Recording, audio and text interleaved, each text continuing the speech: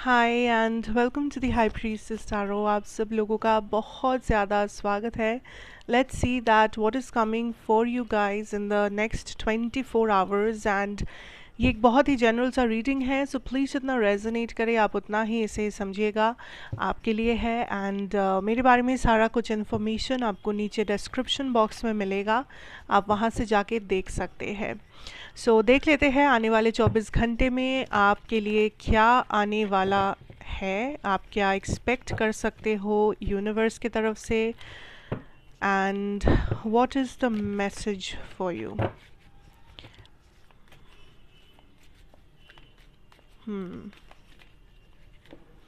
Pink colour important होगा। किसी ने कुछ पिंक कलर का पहनना है यहाँ पे, या पिंक इज़ अ कलर जिसके साथ आप किसी मेमोरी या किसी मैसेज को शायद आज आइडेंटिफाई कर पाएंगे, तो the colour pink will be important.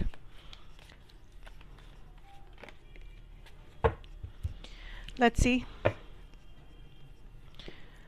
The night of cups, king of pentacles, king of, अच्छा ये रिवर्स में था तो I'll take this in reverse, wait. King of Wands, Six of Cups and the Death energy. Listen. I am seeing a lot of emotional changes, ठीक है? Emotional changes.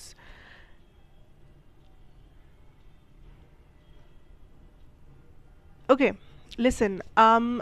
आपको किसी चीज़ को सॉर्ट आउट करना है इमीडिएटली जो आपके पास्ट से बिलोंग कर रहा है। पास्ट इन द सेंस मैं वो नहीं कह रही हूँ कि 10 साल पहले वाला रिलेशनशिप, नहीं, उतना भी ज़्यादा पास्ट में नहीं जाना है। आई थिंक लास्ट 1 साल से 6 महीने के अंदर अंदर कोई भी कॉन्फ्लिक्ट, एंड ये लास्ट 10 दिन की बात भी हो सकता है, सो कोई भी कॉन्फ्लिक्ट, कोई भी टाइप ऑफ इमोशनल डिस्टेंस जो आपका हुआ है किसी फैमिली मेम्बर के साथ, फ्रेंड के साथ, या किसी लवर के साथ, डजेंट मैटर किसके साथ, इस चीज़ को आपको इमीडिएटली अटेंशन देना है। बिकॉज़ या तो आप उस इमोशनल ट्रबल से हील नहीं हुए हो, पर आपको लगता है आप हुए हो, एंड आप नहीं हुए हो, जिस वजह से आप कुछ ऐसे चीज़ों को अट्रैक्ट कर रहे हो अपने लाइफ में जो बहुत ही टॉक्सिक है, जो बहुत ही अनस्टेबल है, जो आपके मेंटल हेल्थ पे असर करता है।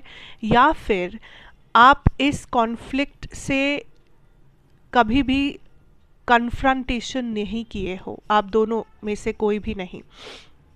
या फिर ये हो सकता है कि द अदर पर्सन जिसके साथ आपका ये कॉन्फ्लिक्ट हुआ है, या ये इमोशनल पेन, इमोशनल स्ट्रेस जिसके बारे में है, ये इंसान आपसे एक्चुअली में बहुत प्यार करते हैं, या ये अगर प्यार वाला रिश्ता नहीं है तो ये पर्सन आपसे काइंड ऑफ आपको बहुत ही मानते हैं, बहुत ही रिस्पेक्ट करते हैं, या बहुत ही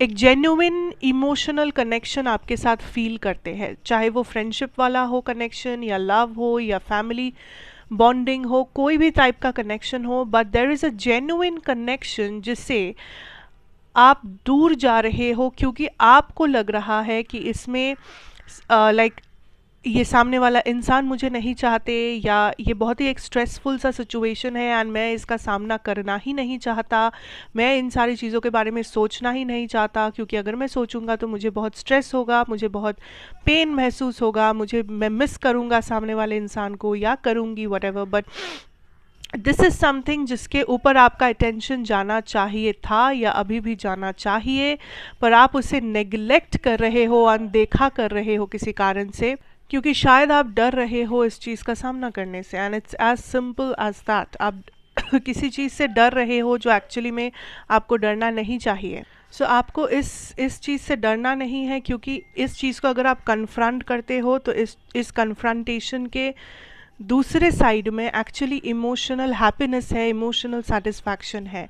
तो आप अगर किसी के बारे में भी आपको कुछ भी एजम्पशन अगर लगता है, तो आप उस एजम्पशन को थोड़ा सा साइड रख के चीज़ को देखने की, समझने की कोशिश कीजिए।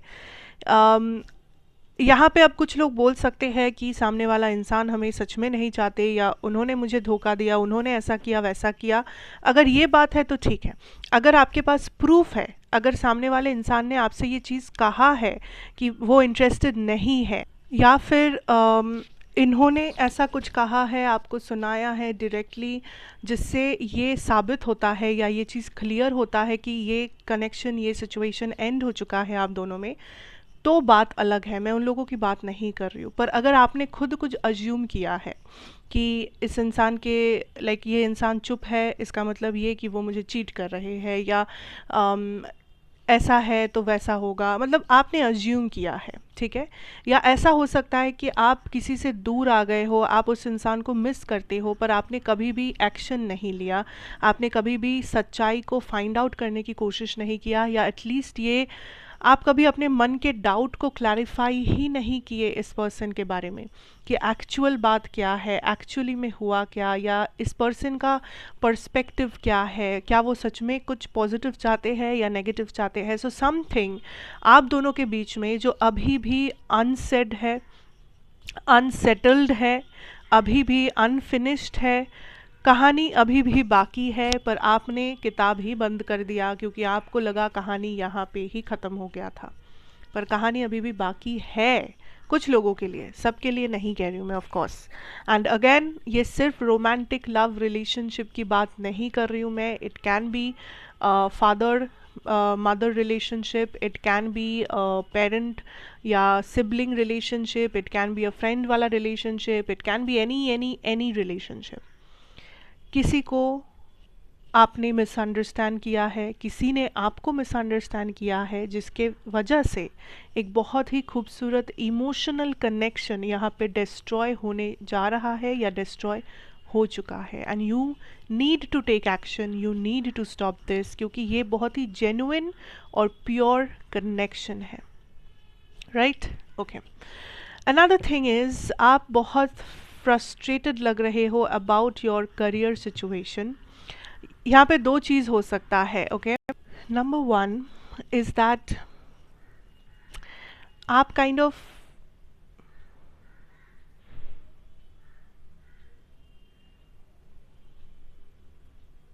आई फील लाइक आप काइंड ऑफ इस बारे में फ्रस्ट्रेटेड हो कि आप कुछ चाह रहे हो बट उस चीज़ में बहुत समय लग रहा है, या फिर आप जो भी हासिल कर रहे हो बट आपको स्टिल ऐसा महसूस हो रहा है कि वो इनफ नहीं है।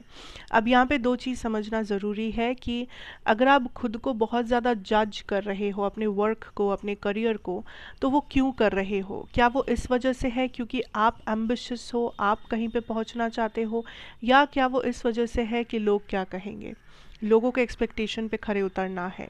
अब मेरे फैमिली में इसने ये किया था, उसने वो किया था, इसलिए मुझे भी कुछ करना है। इन दोनों में बहुत डिफरेंस है। अगर फर्स्ट वाला केस आपके लिए है कि आप खुद कुछ करना चाहते हो, please go forward and do it. अगर इसलिए है कि आप किसी और के भरोसे कुछ करना चाहते हो या किसी और को खुश करने के लिए, तो मे बी आप अपना पर्पस को फॉलो नहीं कर रहे हो, जिस वजह से आप सेटिस्फाइड नहीं हो। इस बारे में सोचिए। अगर आप स्टक है तो क्यों है, उसका एक्चुअल रीज़न क्या है? क्योंकि आपके करियर में कुछ डिलेज़ है जो मुझे डेफिनेटली यहाँ पे दिख रहा है। ये डिलेज़ ऑलरेडी हो रहा है, हो चुका है, या फिर ये हो सकता है। आने वाले 24 घंटे में ज़्यादा एक्सपेक्टेशन अपने करियर या फाइनेंस से मत रखिए, क्योंकि एक्सपेक्टेशंस जितना आप रखेंगे उतना ही अगर कुछ डिले हो गया बाई चांस तो आपके एक्सपेक्टेशंस टूट सकते हैं।